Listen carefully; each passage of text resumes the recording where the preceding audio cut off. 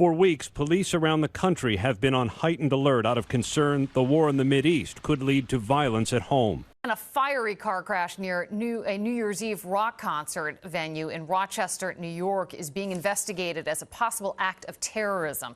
The crash killed 2 people and injured 4 others. Local police there, along with the Joint Terrorism Task Force and the FBI, are investigating now what happened. Chilling details of what authorities are investigating as a possibly thwarted terror attack in the first hour of this new year, involving a deadly car explosion and fire in Rochester, New York. Authorities say one car crashed into another outside the Kodak Center just before 1 a.m. One of the vehicles in flames while still moving. Both cars hitting pedestrians and other vehicles. The FBI's Joint Terrorism Task Force is now working with local police.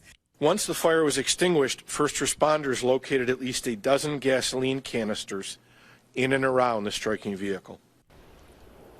The FBI's Joint Terrorism Task Force is now leading the investigation. Mary, they're trying to determine whether this was just a car accident or something far more sinister.